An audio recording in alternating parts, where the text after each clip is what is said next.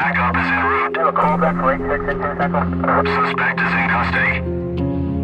Hey y'all, Tyler Ryan from the Unfinished Files. Just wanted to give you an update on a case we brought you last week. That is the homicide of 15-year-old Brandon Vinson in Lexington, South Carolina. Brandon was found on June 13th of 1995, stabbed 72 times.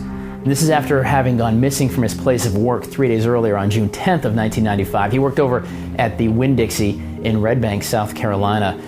A couple of things about reliving the story with y'all is, first, the response has been overwhelming. The views on the YouTube page, north of 5,500, we appreciate all the interest, but the overwhelming thing, and I think the takeaway, are the conversations that we're now having with you, with people who remember things, who have thoughts and opinions, and everything matters. Every opinion, every theory, every little piece of information matters.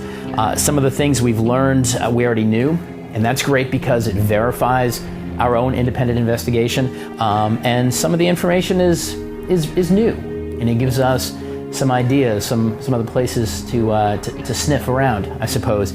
I am going to share just a couple of quick things with you. We've had more than one person talk about a late model to the year 1995, a late model two-door coupe that was seen in the area around the time we believe that Brandon disappeared from the Winn-Dixie. It was a small a two-door coupe, and if you know what I'm talking about, you know what I'm talking about. This is a composite drawing of a potential vehicle that was seen in the area of the chicken coop where Brandon's body was found on the 13th.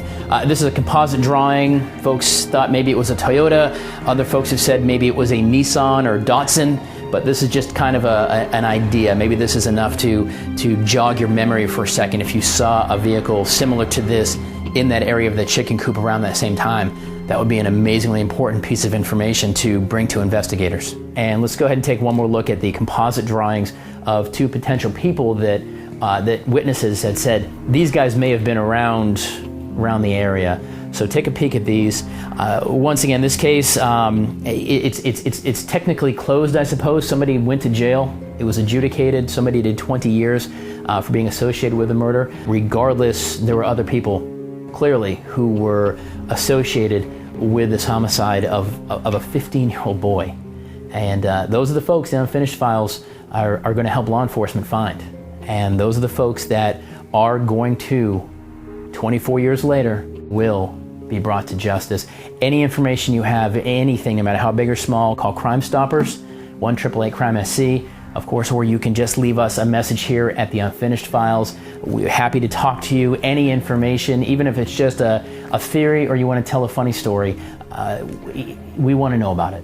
We need to find out who was involved in the killing of a 15-year-old boy named Brandon Vinson in 1995.